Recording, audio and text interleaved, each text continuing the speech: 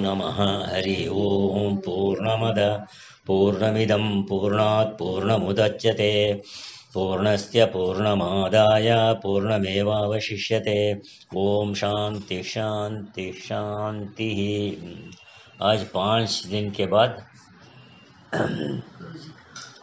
8 तारीख नवंबर गुरुजी का प्रवचन ऐत्रेय उपनिषद का आगे पढ़ेंगे। तो इस प्रवचन में गुरुजी पहले मंत्र से शुरू करते हैं, ओम आत्मा वा इदमग्रे आसीत। तो इसकी व्याख्या पीछे भी किया था। ये जो सृष्टि है हम लोगों के सामने, सृष्टि माने नाम और रूप, यही सृष्टि है। नाना प्रकार का जो भेद है वो नाम रूप में है।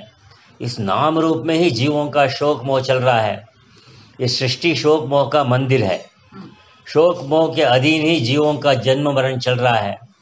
सब प्राणियों में श्रेष्ठ ये बुद्धिमान मनुष्य प्राणी ही है।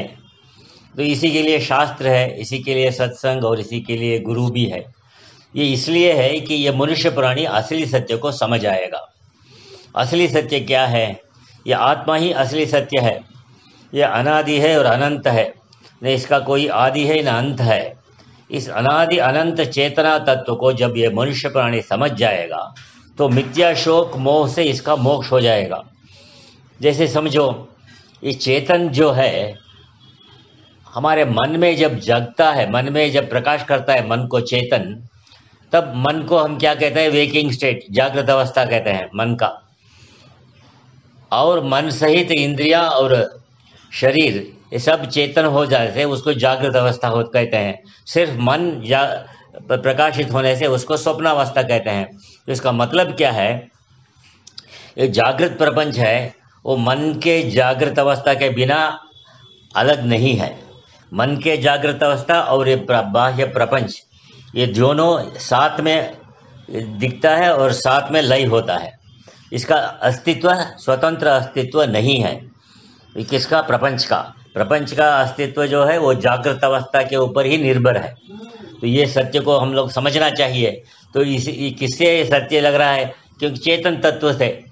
तो इसलिए मनुष्य प्राणी ये समझेगा, ये समझकर ये मिथ्या शोक मोह से पार हो जाएगा। शोक मोह मिथ्या क्यों कहते हैं? क्योंकि हम सत्य को नहीं जाना। सत्य क्या है? एक परमात्मा ही सत्य है। उसके बिना यहाँ कोई सृष्टि नाम का कोई चीज़ नहीं है। इसी को सत्य है। पहले हम जगत का मिथ्यात्व को समझे, तब ना परमात्मा का सत्यत्व को समझने में आसान होगा। इसलिए श्रुति कहती है अनादि अनंत महान जो सत्य है वो ध्रुव है। ध्रुव माने अचल, अटल है, वो उसमें कोई क्रिया नहीं, नित्य है। जब इसके स्वरूप का निश्चय कर लेगा तो मृत्यु की मुख से बाहर हो जाएगा। जो आदि वाला होगा वो कार्य होगा। आदि अंत वाला पदार्थ सत्य नहीं है, नाम रूप है और विकारी है, इसलिए अंत वाला भी है। जिसका आदि होगा उसका अंत भी होगा। जब ये कार्य नहीं बना तो इसका अंत भी नहीं, इसलिए अनंत हो गया। कौन? आत्मा। आत्मा किसी का कार्य नहीं, सब आत्मा का कार्य है। आत्मा ही कारण है। इसलिए इस प्रकार जब मुमुक्षु इस अपना अनंत स्वरूप का निश्चय कर लेगा तो निचाय मृत्यु मुखात् प्रमुच्यते। तो कठोपनिषद का निचाय माने जानकर, निचाय तत् वो सत्य को, मृत्यु मुखात् प्रमुच्यते, इसका मृत्यु का। तो निचाय तत्, निचाय, निचाय माने जानकर समझकर उसको अनुभव करके। मृत्यु मुखात् प्रमुच्यते, मृत्यु कब तक है? जब तक तुम सत्य को नहीं जानोगे तब तक मृत्यु तुमको पकड़े रहेगा। इसका भय इसको हमेशा रहेगा। जन्म मरण के चक्कर तो छूट जाएगा जब इसको समझोगे सत्य को। तो इस बात को समझा कर आए कि आत्मा का, आत्मा व इदमग्रे आसीत, माने पहले आत्मा ही था और कुछ नहीं था। इस बात को दृष्टांत देकर समझाया कि ये जगत का सृष्टि कैसे हुआ। जैसे स्वप्न में तुम सोए पड़े हो, वहां ना मेरा है ना तेरा है, किंतु वहां विचित्र सृष्टि कड़ी हो गई। उस स्वप्न में हिमालय भी है, समुद्र भी है, मैदान भी है। ये सब क्या है? ये सारी की सारी सृष्टि जो है ये किसके आश्रय कड़ी है? इसकी कल्पना करने वाला कौन हो? तुम हो। इसको रचयिता तुम हो, इसका सृष्टिकर्ता तुम हो, इसको खड़े करने वाला तुम हो। तुम माने स्वप्न दृष्टा, जीव का बात नहीं कर रहे हैं, स्वप्न दृष्टा का बात कर रहे हैं। अब वहां स्वप्न सृष्टि अगर तत्व की खोज करने चलोगे तो असली तत्व क्या मिलेगा? स्वप्न की सृष्टि में स्वप्न दृष्टा ही असली तत्व मिलेगा, बाकी सब चले जाएंगे स्वप्न के बाद, तो बाकी देखने मात्र का ही था। यहाँ से कुछ पकड़कर तो जा नहीं सकते, स्वप्न में से जागृत में कुछ पकड़कर नहीं आ सकते। स्वप्न में जो भी है उधर ही छोड़ के आना पड़ेगा। यही प्रत्यक्ष अपने जीवन में भी समझो। ये तो तुम्हारा जागृत का संसार है, यहाँ से वहाँ स्वप्न से कोई चीज ले जा सकते हो क्या? नहीं, कुछ नहीं ले जा सकते हो। जीवन काल में ही देखो ये शरीर कितने रंग बदल चुका है। तो इसलिए विवेकशील इस अहंकार को खत्म करे कि ये संसार सच्चा है। सच्चा एकमात्र ये चेतन ही है, इसके अंदर वो सृष्टि मायामयी है। मायामयी इसलिए कहा कि ये सृष्टि देखने में तो आती है कि तो पकड़ने जाओ तो पकड़ में नहीं आती। जैसे अपने बचपन को हम लोग नहीं पकड़ सके, कुमारावस्था को नहीं पकड़ सके, जवानी को नहीं पकड़ सके, लेकिन हर एक अवस्था में हमको कुमार कहते रहे, बचपन में बच्चा कहते रहे, युवा कहते रहे, जवान कहते रहे, लेकिन पकड़े क्या किसी को? तो शरीर की किसी अवस्था को पकड़ नहीं सके। शरीर की किसी भी अवस्था को नहीं पकड़ा तो सत्य कैसे होगा? प्रत्येक अवस्था आई और गई। जो जैसे टीवी में फिल्म देखते हो ना, जो सीन आया निकल गया, इसलिए कहा आत्मा व इदमग्र आसीत। ये आत्मा ही था और कुछ नहीं था। जैसे टीवी ऑन करने पर सिर्फ लाइट ही था, उधर टीवी में कोई पिक्चर नहीं था। जब तक तुम चैनल नंबर नहीं डालोगे तब तक सिर्फ लाइट ही रहता है। वैसे ही आत्मा व इदमग्र आसीत। अपने इस दार्शनिक जगत में मैंने विचार करने वाले लोगों के इसको दार्शनिक कहते हैं। जगत में बड़े बड़े विद्वान हुए हैं, जैसे सांख्य दर्शन के प्रवर्तक हुए महामुनि कपिल। दर्शन शब्द का अर्थ है विचार। एक विचार उन्होंने खड़ा किया कि प्रकृति अलग है और पुरुष अलग है। उन्होंने प्रकृति तत्व को भी सत्य माना, प्रधान माना, और कहा कि इस जगत को प्रकृति ही खड़ा कर रही है। बध्यते मुच्यते च प्रधानम। ये बंधन और मुक्ति ये दोनों प्रधान का ही है, पुरुष का नहीं। ये प्रकृति ही बंधन में है और यही मोक्ष में जाती है। जिस समय ये प्रकृति पुरुष की ओर झुकती है, वो अपने को बंधन में डाल देती है। तो आत्मा व इदमग्र आसीत, ये आत्मा ही था और कुछ नहीं था। इसलिए बध्यते मुच्यते च प्रधानम, ये कपिल सांख्यों का सिद्धांत है। और सृष्टि प्रकृति से हो रही है, ऐसा कहते हैं कपिल सांख्य।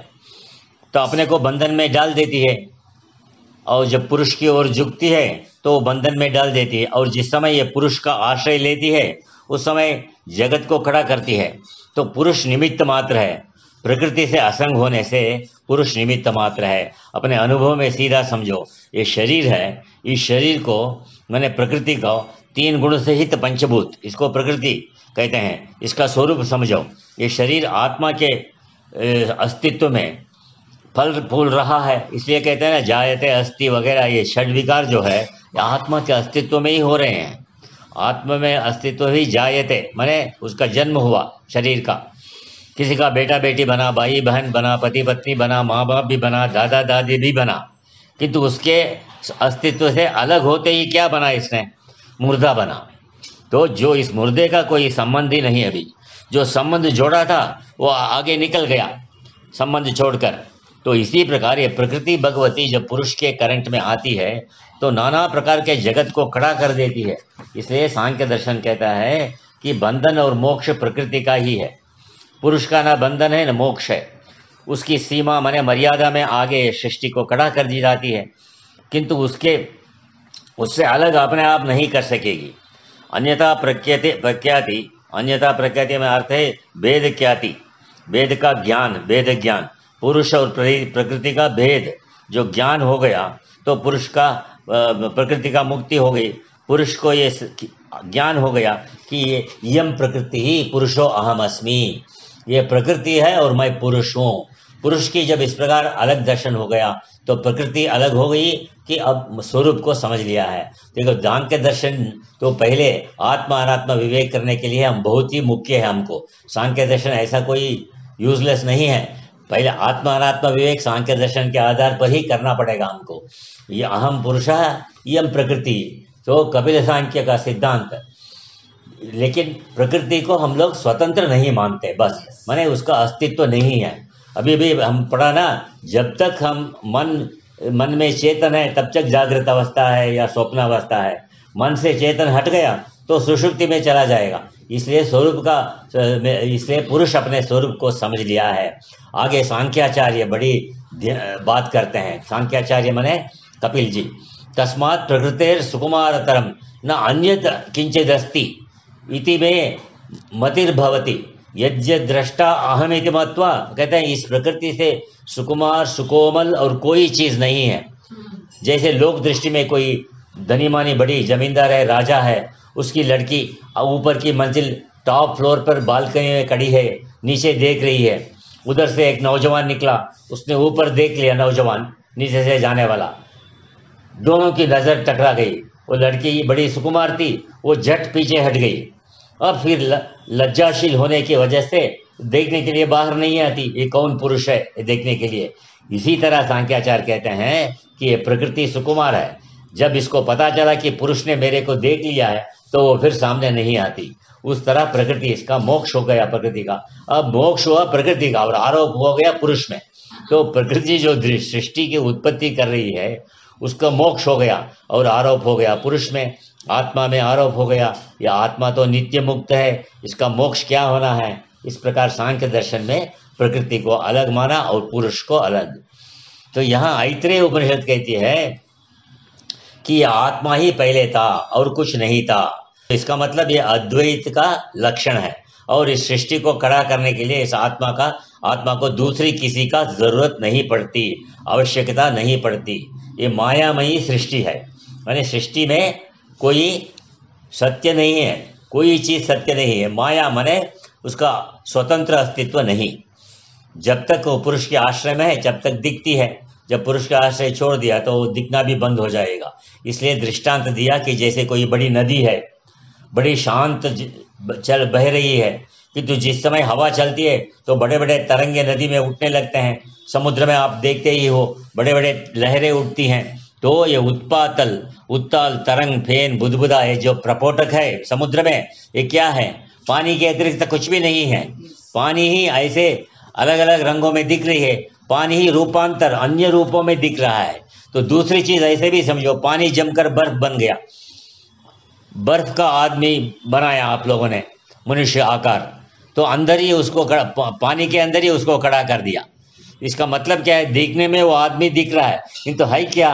पानी ही पानी है, मनुष्य भी पानी है और कड़ा भी पानी में ही, इसलिए रूपांतर होकर दिख रहा है, पानी ही